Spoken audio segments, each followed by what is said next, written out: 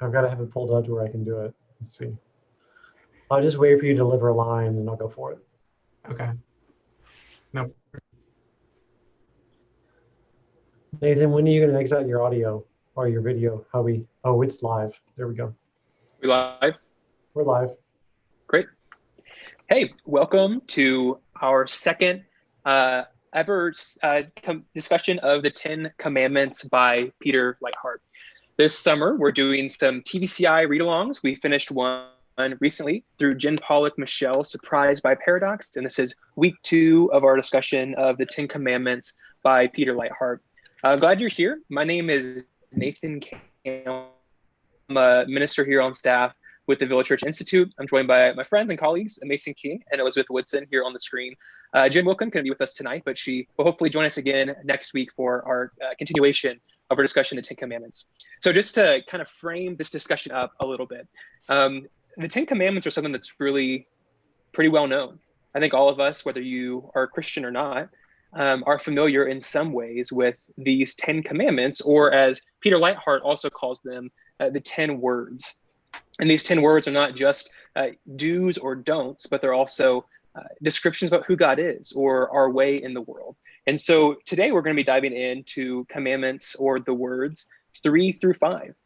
So I hope you had an opportunity to read Peter Lightheart's book this week in the couple chapters that we had you read. If you didn't have a chance to read it, that's fine. We're glad you're here too. We're just going to be talking about scripture tonight. We're going to use Peter Lightheart's book as a conversation partner. We're going to talk amongst ourselves, but we're so glad you're here. I just want to give you a quick orientation to those 10 words quickly before we get into this discussion. First, something we talked about last week that I think is important is that these 10 words are necessary, but they're not sufficient. So it's good for us to follow these commands of do not murder, for instance, but it's necessary to do that, but it's not sufficient to do that to love your neighbor. So you have both vice and virtue in the 10 Commandments. We also talked about how they're representative, but not exhaustive. That the law of that God gives to Moses throughout the rest of the Bible and even the New Testament adds upon these laws. You think of Jesus saying, you've heard it said, do not get angry with someone, or you've heard it said, do not murder, but I tell you to get angry with someone, your heart is to murder them. So it's representative, but not exhaustive. And finally, it's liberating, not restrictive. So oftentimes we think of these 10 words or 10 commandments as things that keep us bound, or we don't like the idea of having commandments or authority outside of ourselves. But we've seen already, and we'll continue to see, that these things are actually good and meant for our flourishing. So with all that said, we're going to dive into our discussion of words 3 through 5. So Mason, why don't you get us started? We texted a little earlier today about a quote that both of us really liked from chapter 3, thinking normally how the third commandment, the third word, you shall not take the name of the Lord your God in vain. Often we think of just saying bad words, or using it that you're bleeping on a TV show. But Peter Lightheart kind of, and we talked about that, about something really appreciated on page 47. Yeah, and before I do that, I think Nathan, that was a wonderful intro, and thank you. And I want to share this quote because I know I texted you a picture of it as I was reading it. I just need to know, as he started this and asked the question, what's the name? I'd love to know your favorite, maybe least favorite nickname that you've ever been given, as we think through the different nicknames he listed. Because he gave some examples here of Slim or Worm, and one that I told you earlier I'd never heard of before, Spring Shanks. But are there any good nicknames out there, either from our friends who are listening or Queen Lizzie? If there's something you want to share with us, just any good nicknames. I'm really curious. Then we'll talk about the quote. I believe this is what the kids call hijacking a thread. Is that right? You just jumped in, Mason. Yeah. And I like how you didn't share your own. Like you didn't lead out by kind of saying, hey. I'm waiting for you. I'm waiting for you to go first. Yeah. I really don't have, there's like one name I'm up for people calling me most things that are reasonable. But like, right, that opens up a whole nother can of worms. But like Beth, I'm like, don't do it. I love all the Beths out there. Wait, what? You don't want to be what? Don't do it. Nathan, what's yours? Here's what I find interesting, Elizabeth, is that for the longest time, you wouldn't even mention that. And so I was just waiting to see if you would walk into that trap, and you just did. I did. You know one thing I don't like to be called by anybody? This. And then you said it. I did. I'm gonna And so if you take call that. me I'm that, gonna put that on a shelf and leave it there for a put it while, on the shelf. and See what happens. then yeah, Put it on the shelf. see what happens. I think it's gonna be on like the glass shelf that you don't touch. It's like out of the way now, so I know what not to do. That's great. That's great. That's great. I'm glad we're friends. Nathan. Well, there are some that I was called in middle school that are not appropriate for a live stream on a church. But That seems my fair. favorite, yeah. My favorite nickname though is actually the reason why I go by Nathan B. Campbell. So my aunt, who I love dearly and who I've always been close with my whole life, she used to call me Nathan B. And she would call me and be like, "Hey Nathan B, how are thee?" And I love her a lot. She's a hero to me in a lot of ways. And so when she started calling me that when I was a kid, I kind of just stuck. And so whenever I started, writing more, doing things, I went by Nathan B. Campbell, and now all of my social media handles or whatever, every username I use, nobody steal that now, but it's always Nathan B. Campbell, in homage to my aunt. So Nathan, when you write your first book, are you going to be Campbell? Hey, Nathan B. Campbell. That's it. No, just Gotta are you just going to be NB Campbell, like JI or CS? Is that what you're going to do? That's not a bad idea. I mean, we had I've got a friend. Dubs here. Yeah. I think I'll go true. by NB Campbell. Maybe. All right. So Maybe. the quote on page 47, Mason, the one that I texted you about. Yeah. you can quote, share. Feel free to share. Mine are kind of lame. So people call me Mace because it's just the first syllable of my name. Okay. And Mace Dog, MK, my initials. Those are all. And Those are all, as Nathan said, the RM Dog. Yeah. Those are all the more adulthood nicknames that have come about. Okay. Yeah. All right. RAW. See, there's nobody here that's really willing to put their own nickname in the chat. I was hoping after a while that somebody would step in. So there you go. Hey, page 47. We were talking about this, and I sent it to Nathan this afternoon, along with a GIF, because I think most of how we talk as a team is in GIFs. I don't know about y'all. I think there's a special thing, even as you think about having friendship with someone now, is that I need to know how strong your GIF game is. Right, Elizabeth? This is true. You have strong gift game. Hey, I try. But if you and I often have whole communication, like whole conversations, just through GIFs back and forth, and those are some of my favorite and treasured moments. They're really fun, especially in the time of Corona. But I sent this to Nathan because as I read what Dr. Lightheart said about not taking the Lord's name in vain, I got to the bottom of page 47. And so, friends, as you're reading along with us, on the call before this, I said, listen, it might just be that I have had my head in too many history books for church history and not enough biblical theology books. But I keep thinking, this is new. I didn't know this. And so I had to ask my friends and colleagues here, did you know this? And they were like, no, I'm learning this too. So this happens for us too, as we're working through this. When he said at the bottom of page 47, we bear God's name on our tongues when we swear, but the name is also imprinted on our head, hands, and feet. We bear the name lightly with indifferent or disobedient worship, with casual sex or when we steal, speaking or silent, active or passive. We bear the name all the time in everything we do. Every sin is a violation of the Lord's holy name, the name he shares with us. Do we feel the weight of the name? And I finished after I underlined and starred everything and circled it and texted it to a friend because that's what I do, and thought, oh man, I just haven't thought of this in that concept. And I grew up in a pretty, what's the right word? Strict and social grace home. So you represent the family, say the right thing, don't say these things. It's just fine.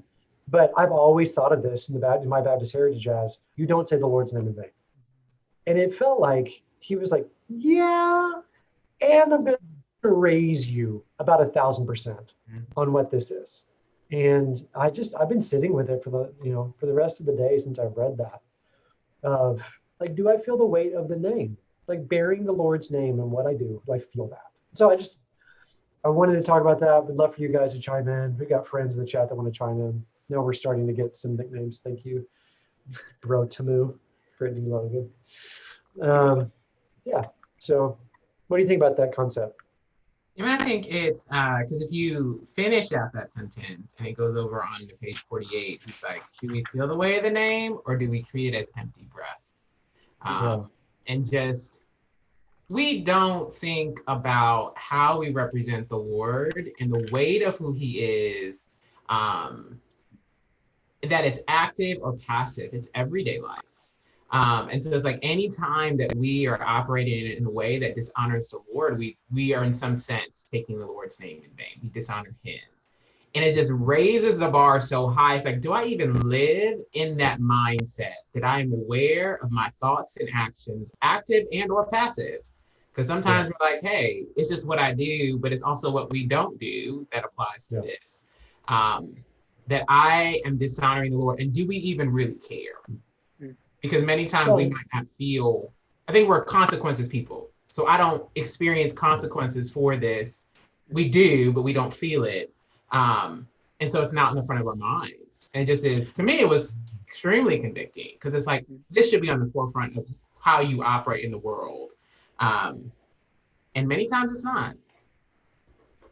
I don't know if you think about it this way, but like so often Chandler in service, when he talks about the commandments, like, how many of you ever lied? And I said this last week, like, have you ever lied? Raise your hand. And everyone's like, he's like, see, you all fail. Well, here for me, like Dr. Lightheart, that was not my Chandler impression. That was just what I was saying, like that happens. That it took it to a level of, how many of you ever dishonored the name of the Lord? Because I think honestly, in my self-righteousness, I could say, well, I'm taking words in vain. I'm not cussing or cursing in that way. And then today he wrote it that way and said, like, every action you do, active or passive, if you don't bear the name rightly, you're condemned. Yeah. And I thought, oh, that's a different level. Yeah. In a different weight. And I love that he went on to talk about the next paragraph after this on page 48. Like in the new covenant, we bear the name because we're baptized in the name of the Father, Son, and Holy Spirit. With that gifted name comes a new identity, a new history and membership, and a new family. And every Sunday, this name is replaced on us when the minister pronounces the benediction. I thought, what a wonderful thing. So we read, Elizabeth, we talked about this. We read Harold Singbile's book, the Care of Souls. Care of Souls. I always forget the name. It's the Care of Souls or Cure of Souls. But he's Lutheran, and he talks, they just have a different emphasis on baptism than Baptists do. And the thing that we talked about, I love so much about that book is like the moment of baptism being such a marker for people that when we talk about the liturgy of a weekend service, it literally is us being restoried each week into the true story. And so if we're cognizant of, we have the awareness of the fact that we are baptized into the name of the Father, Son, and Holy Spirit. We bear that name in the sense that Lightheart's talking about. In our baptism, I feel like that would make us maybe consider our baptism as maybe we would take it more than just, hey, I completed the card at the retreat, which I did 6 times. And like, it's, growing up Baptist and being anxious, you just kind of get baptized a lot. So it just held a different way to it. And I really am just trying to still process it even out loud with you guys here. I'm just to think through. It's important. I mean, I think of all the ways. I'm just going to say, I think of all the ways in which we do bear the name of Christ today in those passive ways, kind of like you were talking about, Elizabeth. I mean, where my mind goes at first is a Twitter bio. I mean, how many times have you been on Twitter, on some social media, and you see someone just spewing hate and being rude and a mess online, and you click on their Twitter bio and it says child of God or pastor at so and so place? It's even worse, right? But how many times have you done that? I think probably everyone on this call can attest that they've done that or seen that happen multiple times. And I think for a lot of people, because we're so segmented in our culture, and many people who are not Christians probably don't even know a Christian in this sort of post-Christian era in which we're living. And so for a lot of people, the only time they actually have interactions with a Christian is online. And what they're seeing is that these Christians who are supposedly carrying the name of Christ aren't representing him well. They're not they don't have the aroma of Christ about them. Or I think of those the ithacus, right? Like the fish that you put on the back of your car, or Sorry, like you just call it business. Ithacus? I'm reading the Iliad right now, and I'm pretty sure that's in the Iliad. So I think, yeah. Ithacus is a city. What is it called, Mason? I don't know. Take another stab at it and see if you can find out. Anyway, the fish, the Christian fish that you put on the back of your car, like a little sticker. I mean, how many times have you been in traffic and you see someone have road rage, right? When they have this fish on the back of their car or on their business card, they're supposedly supposed to be Christians and they're bearing the name of Christ, but they're misrepresenting Christ in the actions they do. They're not intentionally trying to do it. They're passive, but they're still misrepresenting the name.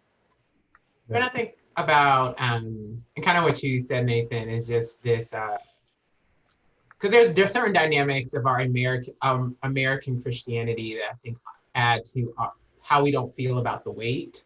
And just this idea that we really, okay, I'm saved from something, not saved to become something. This idea of just justification versus sanctification. And so people are like, hey, I'm saved, and not on the forefront of my behavior on Twitter matters. Like there's no safe space in terms of, I don't have to be a Christian here. I don't have to. Wait, hold on. Can you clarify for me, just so as I'm listening to you talk? Like you said, I'm saved from something, not that I'm saved to become something. Yeah. So which one's right out of those two? They're both right. Okay. Yes.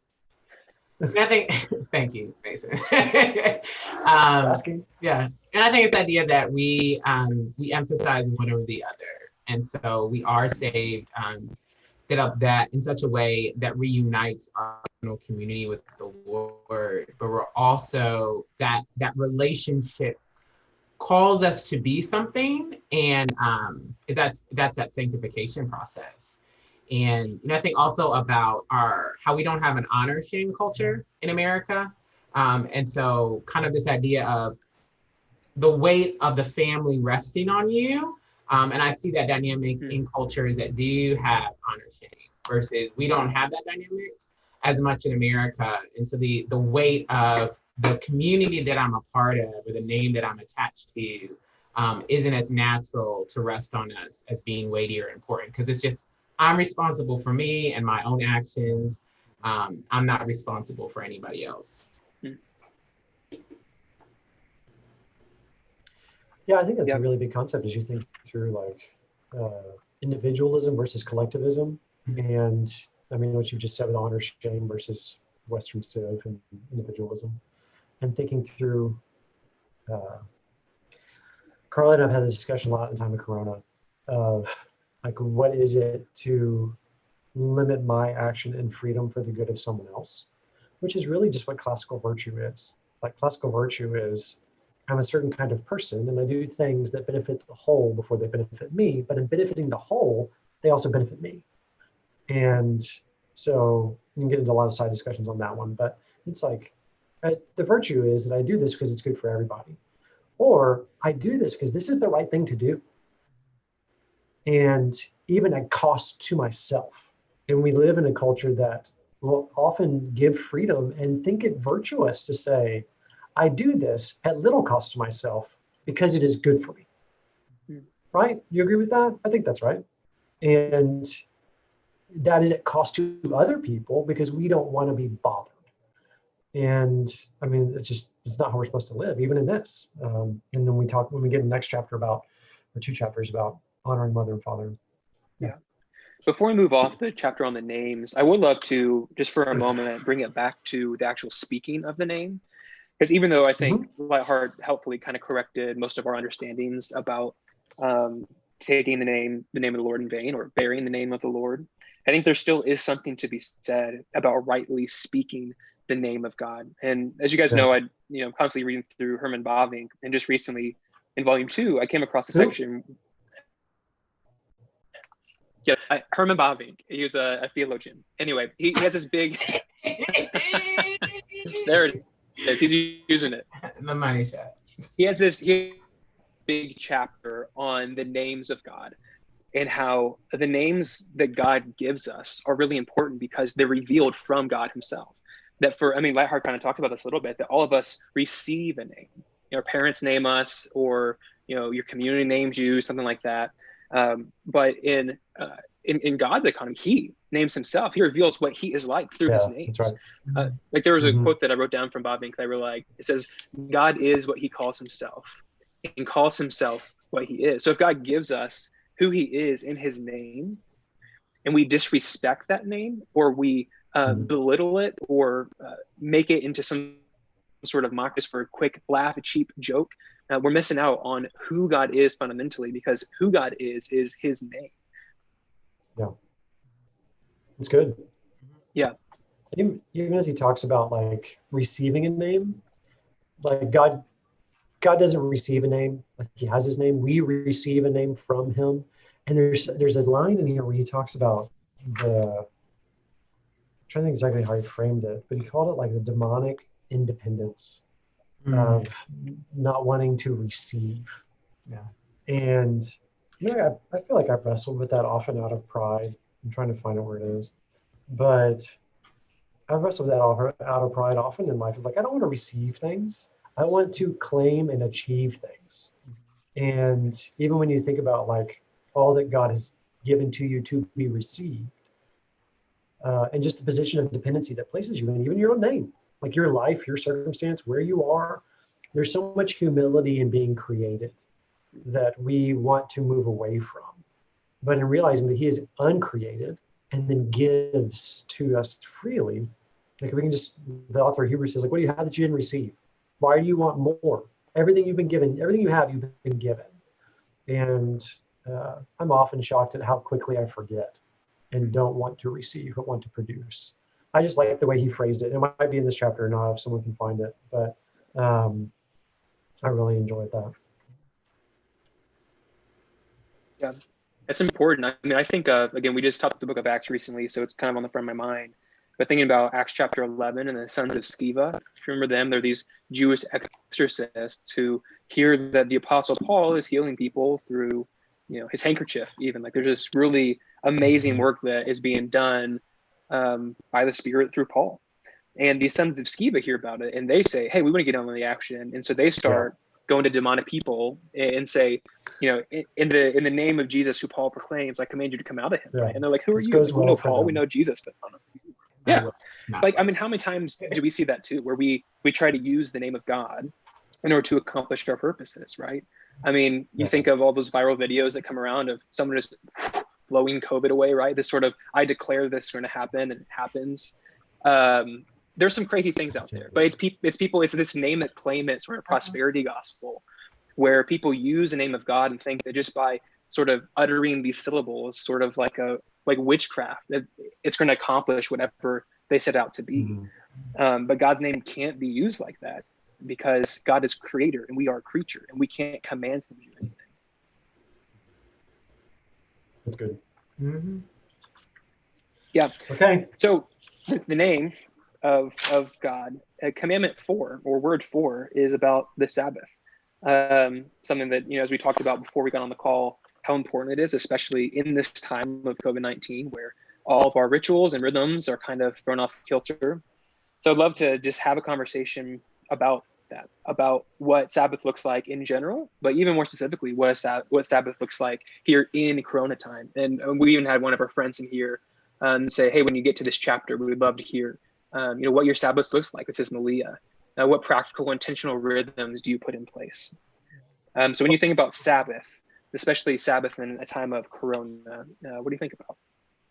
Well, before we jump just straight to practicals, let's deal with a little bit of what Lightheart talks about here. Like the way that he lays out the biblical theology around it. Let's talk about that, and then we can talk about kind of, Elias asked how we each Sabbath, what it looks like. And it looks different for each of us, both in Corona and out of Corona.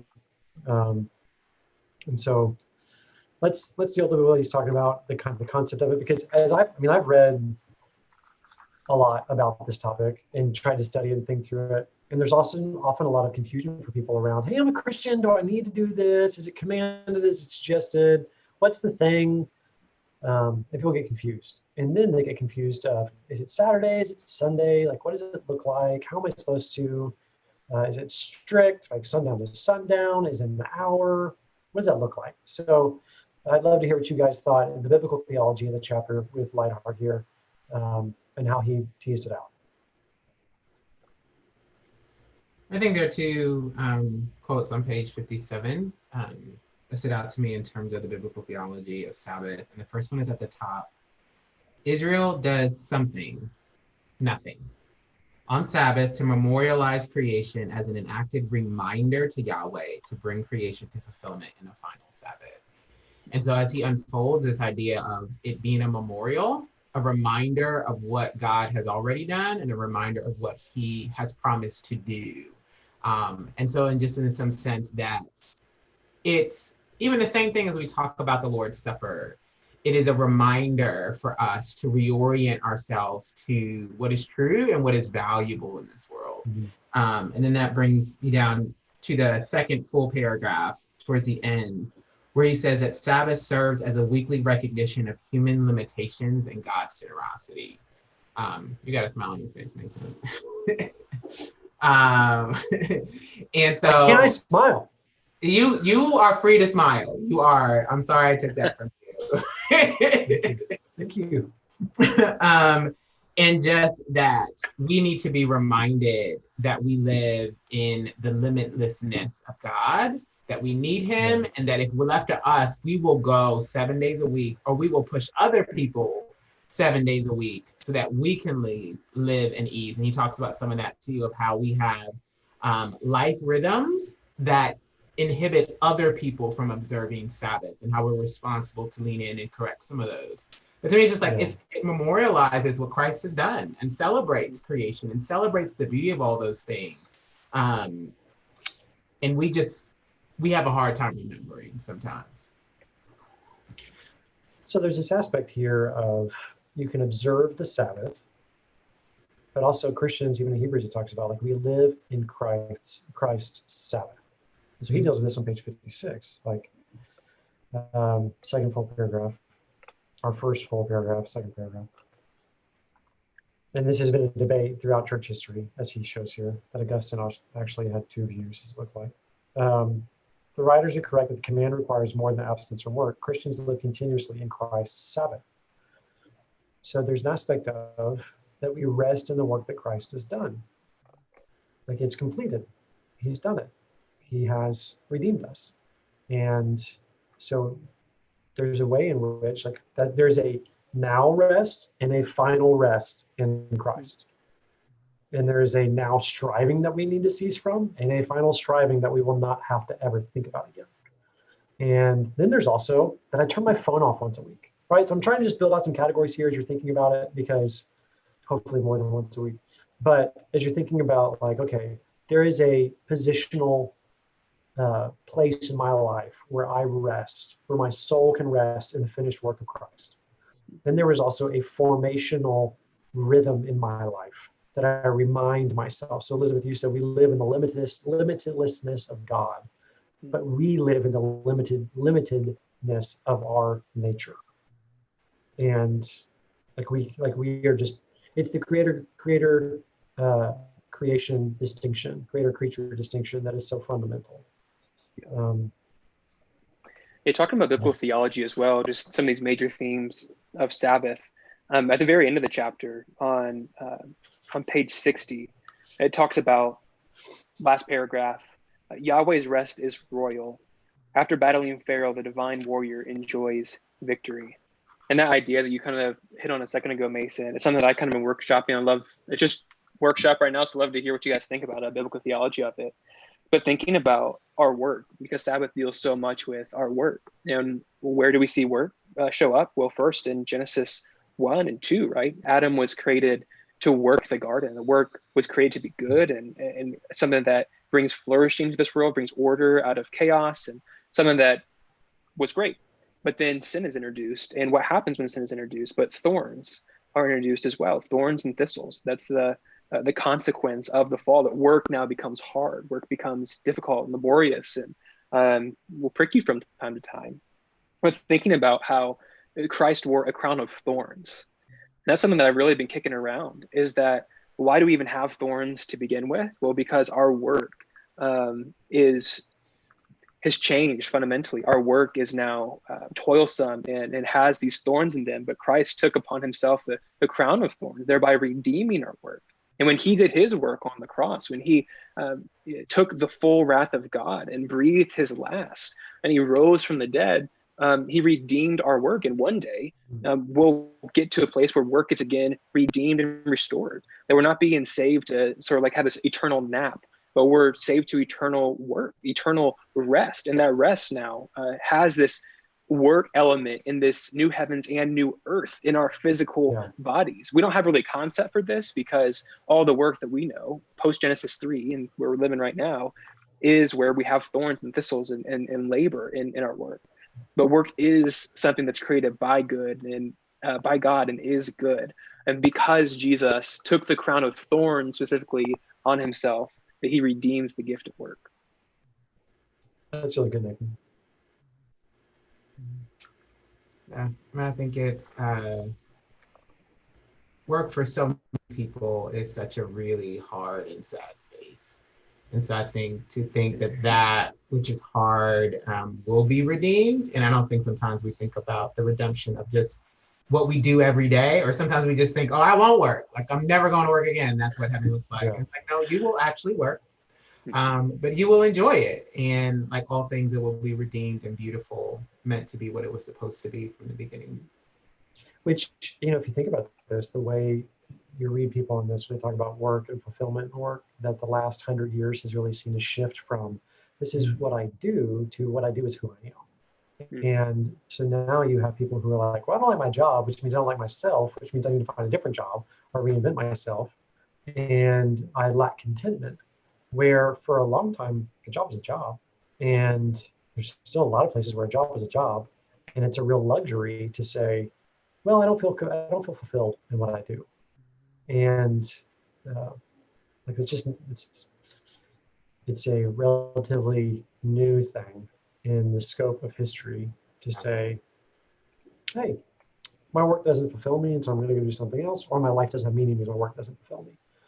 And I think even if you think about like work will be redeemed, like think about the joy and the freedom of not having to look to your work for fulfillment of your identity, because work is in its proper place, and how much freedom that will bring for people. I get excited about that.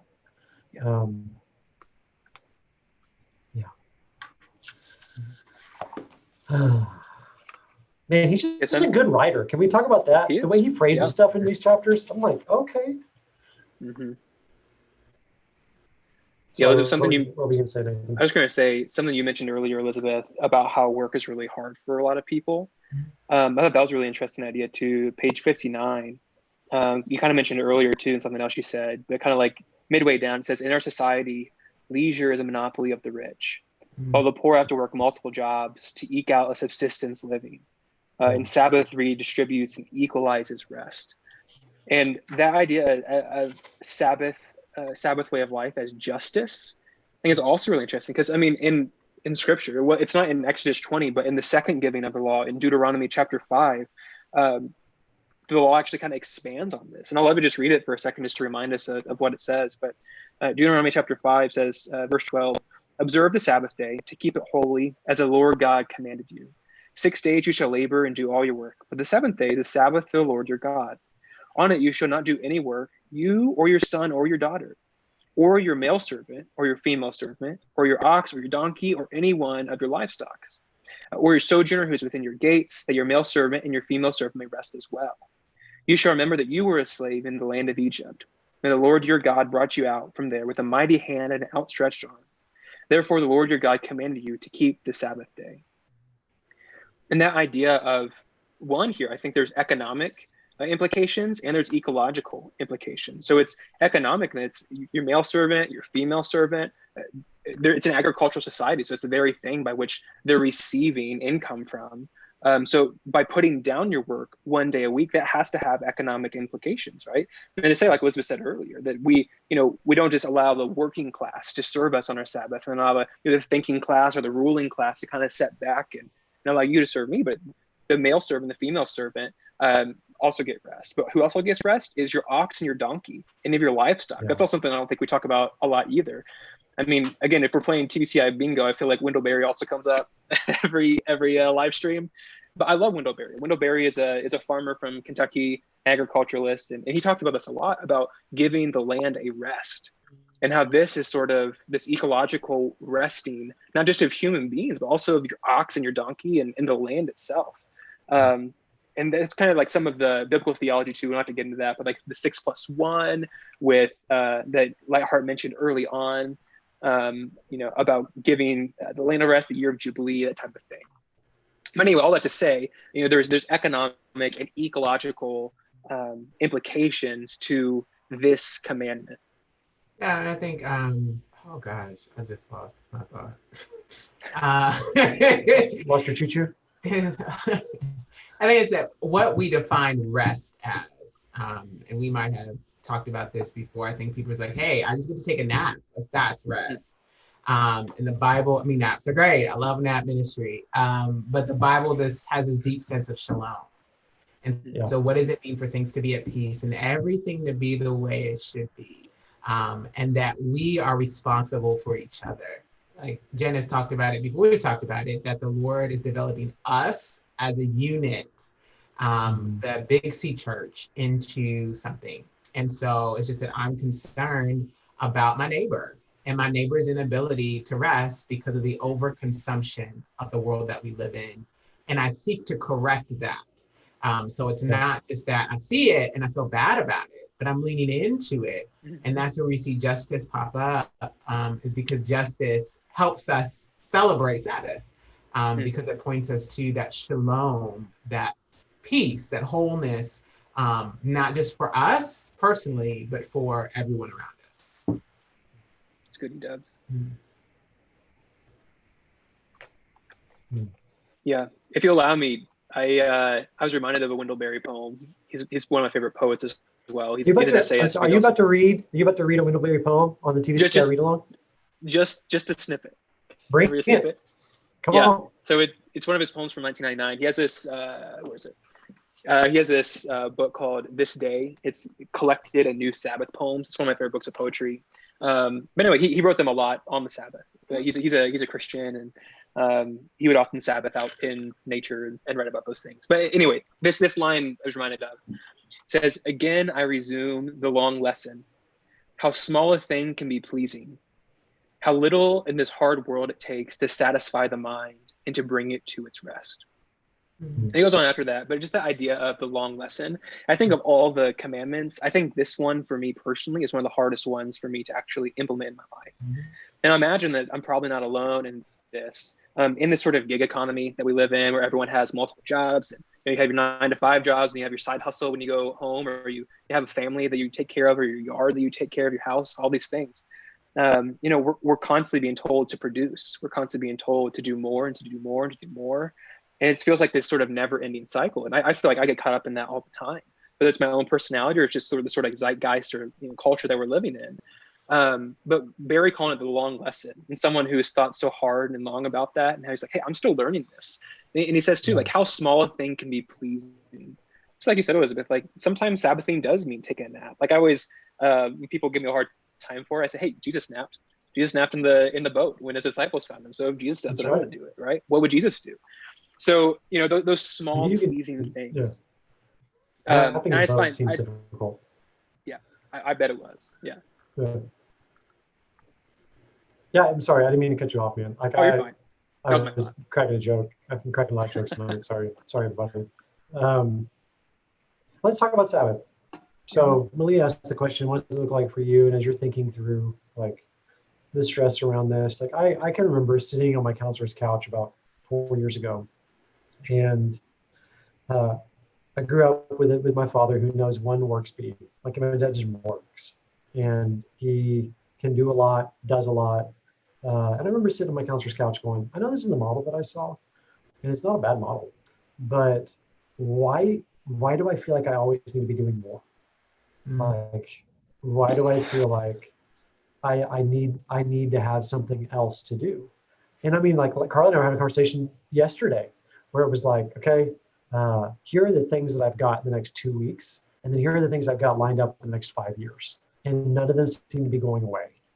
And it's just a lot. And so I wrestle with the internal question of, And I feel like there's things God has called me to do that require a substantial amount of hard work over a long period of time. But then there's also like walking with God and walking in a manner worthy of his name is to limit ourselves as creatures in a way that honors him as our creator. And so I just say, like, I wrestle with the struggle of wanting to be omniproductive. We'll say it that way. Like when he talked about organizing your hours 24/7 to make sure you're most productive. Like I listened to a comedian the other day that talked about like when you get old, you start to do the sleep math. And everyone was like, what are you talking about? He's like, you know the sleep math because you were like, hey, come out tonight. And you're like, okay, so like this will be done. I can get home around 10. And then maybe I can get to bed around 11 and probably like watch a show. About 11:30, I'll fall asleep. And then my oldest, like my kids get up early. So the math I do is like, I mean, I'm pretty sure that my son will wake me up around 6. So I'm probably only gonna get about 6.5 hours of sleep, maybe 5.5. That's not worth it. And then it's like, okay, sorry. But to limit yourself and put borders on to protect yourself as a creature, and then to honor God with your functioning and time. That's a discipline. And I think that's part of Sabbath. So I've talked a lot there, but to say, what does the discipline look like? How have you wrestled with this? How is this showing up in your life right now? And again, I know we're giving the caveats of living in a time of Corona, but this is just our normalness right now. This is normalcy of, you have to be reminded of what day it is because you look at your Google Calendar and you realize, oh, I got a thing tonight. It must be Monday. But this is just my experience, not yours. Okay.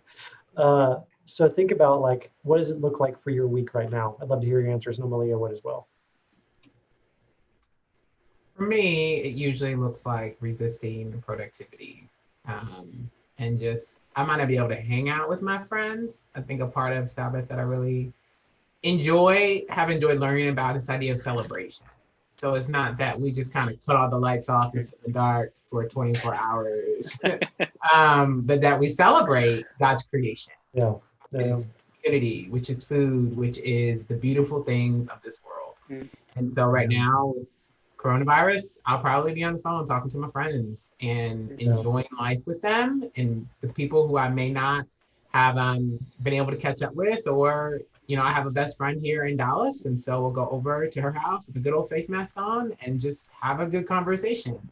And I think to me, celebrating the things that bring me joy and bring me life that are part of God's creation. A lot of times that's good food and people. And then just being okay, not having to accomplish a bunch of things. It's like you woke up today, you enjoy the things of the Lord. That's Sabbath to me. It's resisting the need to be productive. Mason, you and I were talking a little bit today about how Corona, for a lot of people, has exposed idols and places that we run to. And I feel like for me, a lot of the ways I've been dealing with Sabbath over this quarantine, ever since it started back in March, it was to kind of deal with that root issue that you kind of mentioned earlier, Mason. Yeah, it's crazy, right? You guys have been forever. But that sort of root issue of why do I want to be so productive? Why is it that I want to achieve? And I think that's a big question that I've been kicking around my mind and where I've done a lot of work. Like the first half of the Corona, I ended up doing a lot of work in the Enneagram and just saying like, why is it? And more recently, we talked about this kind of beforehand too, about Hamilton and the musical, which, has, some words in there that aren't great, but some of the themes I really resonate with. Alexander Hamilton, the main character, is really dealing a lot with ambition, right? Like there's this line like, why do you write like you're running out of time? There's the song Satisfied, you'll never be satisfied. So like there's like these big themes throughout that musical that have honestly really ministered to me recently, where those ideas I've had to grapple with on my own and bring them to the Lord in prayer, bring them to that community, bring them to a good Christian work and say, why is it that I want to achieve? Why is it that I want to be productive? Why is it that every time that, I'm driving, I have to listen to a podcast or, why do I have to fit in these things in my off hours? I think that's been most helpful for me. I haven't come to a solution yet. I have ideas. I've grown in that over this quarantine season, but man, it's that long journey. I'm finally starting to unweave some of those things that are rooted deep in my heart and bring them to the Lord and say, Lord, I don't want this to be what defines me. I don't want this to be my identity. But would you help me not to work for me or for my legacy? Right, that's another theme in Hamilton, legacy. Not work for my legacy, but leave it up to you, and just be faithful. Put my hands to the plow that day and do what needs to be done, and say okay. I was listening to, I share with you that I often feel like I have to plug silence with something. And I have found the need to be listening to something. Like, I have a very active mind. And so often I can distract my mind by giving it a story. And that helps me not be anxious or worry about something. And what I've noticed, like, I think in the first, you said March, I think in the first couple months of this time, I discovered that you can rent books from the library. And I didn't know that was a thing, that you could rent audiobooks in the library, so I don't sound like an idiot. But I listened to, I think, 17 fiction books in a couple months.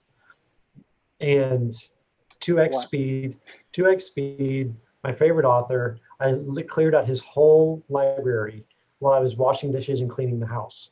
But let me tell you the negative part of that. The negative part of that is page 57 in this book, where he says, the second part of this, the end of the second paragraph, Sabbath pauses life's noise. It's the silence that tunes our ears to Yahweh's word.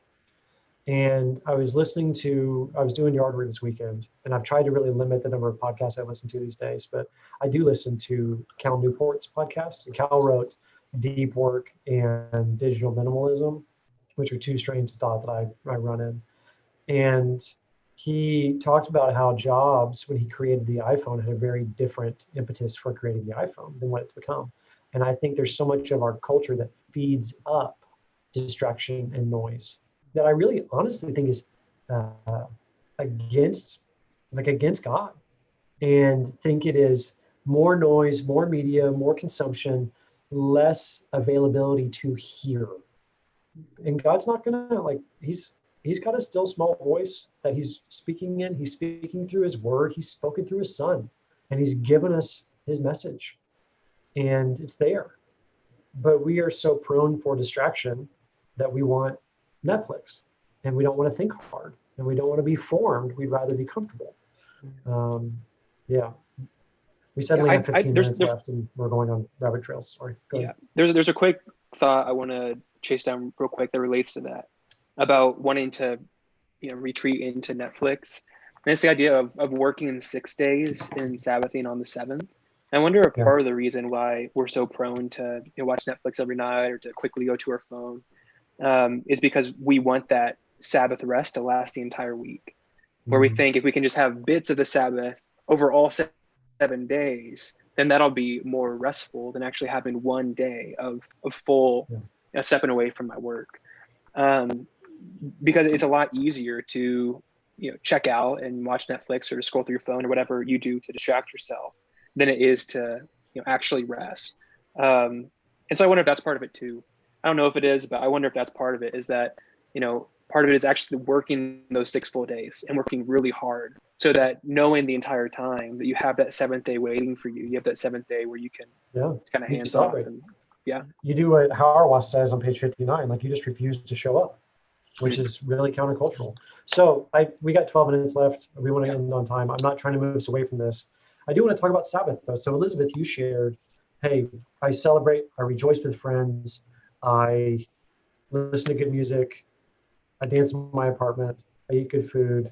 Did you share that, right? That's what you said? I feel like that's what you said. That's what I said. It might still be all right, true, sorry. But I'm just seeing if you were going to agree. Nathan, in like a minute or two, share what Sabbath looks like for you, even in a time of Corona. You mentioned some of the deep work you've done, thinking through your productivity, but kind of what does it look like for you in practical ways? Yeah. No, I feel like kind of Jen says about, like, I'm the chief of all sinners. I feel like that, again, is the one area that I really struggle with.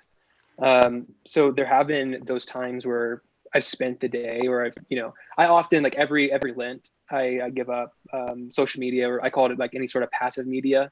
So, I can watch a movie with a friend and engage with it, but I'm not just going to watch a movie by myself, or I'm going to, if I have to get on social media because I manage that for TVCI, I'll get on there, manage it, and be off. Which you do a great job of, by the way. Hey, thank you. I appreciate that. Also, the 20 people who are watching this benefit from your work there, so thank you. Keep on. Well, thanks. So I do that every year. That's sort of a yearly rhythm of mine. During Corona, that overlapped in the first part of it. But soon thereafter, I felt like, I have to get back on social media because I don't actually see anyone. So this is the way I'm actually connecting with people. And I think, that's part of the tool of technology, is that we can use it to FaceTime. I just FaceTime with my family recently up in Ohio. I FaceTime with my college roommate, a pastor friend of mine in Maryland this week. Like, I'm FaceTiming constantly with people. So it's been a sweet tool for me to have those deep conversations. Because for me, I think that's, at the end of the day, what I enjoy most about Sabbathing is those deep conversations. Man, tell me how you really do it, and people who I know and trust. But again, I feel like I'm the chief of all sinners. And so if anyone's watching, it's like, man, I feel like I don't rest well. I'm like, I'm there with you. I often on my days off will cram in other work that doesn't, relate to TVC, like other things that I have to get done. And I'm working through that. I'm working through why that is and trying to figure out how better I can rest. There are good seasons and bad seasons. And I think Corona's been a mix of both. Yeah, I mean, I was thinking through this today of like Corona has exposed a lot of things for us, of things that we wish were true and things that are still lacking. And we've had to wrestle with some questions of just who are we? And sometimes you just have to have this stuff exposed in you to go, yeah, I'm not who I thought I was, and I want to move forward. Man, there's been Carly and I have tried to do a lot of work in our home around Sabbath. And we've got 3 kids. Everybody just had a birthday, so 7, 5, and 3. And trying to model for them what it looks like to step away for a day and give a day away from technology, away from the pull, and to be together as a family. And then we be together as a family, recognizing that God's presence is with us. And so he's with us all the time, but this day is set apart for him. And so that's some starts and stops and fits, and sometimes it's great, sometimes it's not. But some stuff that we've done, some thinkers that have helped. We added a book to the training program this last year called The Common Rule by Justin Earley. I love that book. I think it's a great book. Justin did a great job outlining a really simple structure if you need something. So I think if you're an Enneagram person, if you're a type 1 or a type 3, you're really going to like Justin's book. If you're like a type 4, which bless you, you're awesome. You're going to like a book called The Ruthless Elimination of Hurry. So I think type 4, 5, or 6, you'll like Ruthless Elimination of Hurry. John Mark Comer. I just say read both books. So Comer and Early, read both books, and you kind of get the spectrum of a view on rule of life.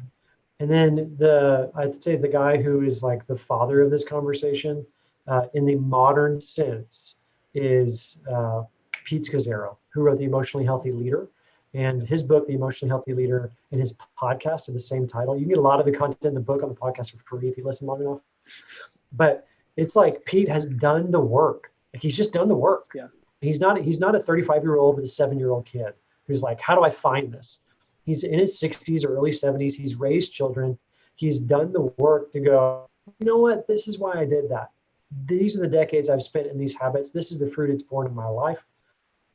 And it's great listening. Like, he's taught me so much. So Friday afternoon, 5 o'clock, like on an ideal day, Friday afternoon, 5 o'clock, we sit down around our dinner table, we light a candle, and we sing the doxology.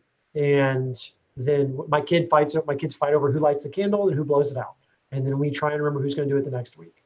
But then we light the candle as an awareness of like God is with us. And then in the King household, it means that mom and dad put their phones down. And then like we either swim, we go to the neighborhood pool, we swim, we come back, we have pizza, and we watch a movie on Disney Plus. So don't at me with don't watch technology on your Sabbath, don't do this. Like, we just go, we're going to be together. And for our 7, 5, and 3-year-old, we're going to watch Frozen 2 or Moana. But we're doing it as a family. And then Saturday we get up, social media is off, phones are off, dad's cooking breakfast, mom's enjoying a morning off. Like, we're together in the same space in the house, but we're going to laugh, make memories, have fun, and we're just together. And then 5 p.m., we begin to think, okay, it's Saturday night, 5 o'clock. What are we going to do tonight? We try to end our Sabbath with dinner with friends. So in Corona tide, that has often looked like a Zoom game night. As lame as that is, as helpful as it has been to laugh and to be able to see people's faces and it feel like a sense of normalcy. We'll put 3 couples total on a Zoom call, play a game, laugh, catch up, just enjoy conversation together. And often it's just me and Carly trying to catch time together that we haven't been able to get during the week, to slow down, to try and listen to each other and to talk about what the Lord's doing. She's often helped me realize, like, as much as as much as is going on up here, I'm not very good at putting it out on the table. And so the Sabbath is a great space in our home to try and get thoughts out onto the table. Yeah, so in a nutshell, that's kind of what we're trying to practice that. And I want my children to be 15, 16, 20 and go, this was the rhythm in our home. This is what it's like for me to resist as a way of being, and just have that. Amazing. Thanks so much for sharing that. I mean, this kind of transition this last 5 minutes that we have with all the rhythms that you gave of a really faithful father, and just being friends and being up close for a few years now. Just seeing the way that you care for your kid is an encouragement to me. A model to me of like you said, like we're carving this time out for the family. We're going to do these things that my kids enjoy. Like that's such a sweet example for myself and for others who desire to be parents. And so I just commend you for that. And then also just to talk about too, the honor thy father and thy mother, right? Like, that's something that it's a good transition. Again, thanks. Yeah, I try to make it as smooth as I can. In the last 5 minutes talking about the fifth commandment. But this is something that I think is one of the reasons why we think the 10 Commandments are childish, whether there's something for kids and that, I'm an adult, so I don't have to follow the 10 Commandments anymore. I don't have to study it. I think a lot of times this commandment specifically is probably for parents like, man, I need my kid to do what I say here. This is what God says about this. So honor me, and so I'd just love to, for the last few minutes that we have before we go over, to kind of talk about this chapter and what it looks like, especially probably most people watching are adults. So what it looks like for adult children to honor their parents. So specifically on page 69, where he talks about, don't forget that the commandment was given to adults. And he's not like looking at the 7-year-olds going, honor your mother and father. It's my age going, honor your mother and father, who are right there. Like, honor them. This is what it looks like. Yeah, let's talk about that. One of the things that really stuck out to me, just jump in there because we don't have much time, that really stuck out is honor your father and your mother.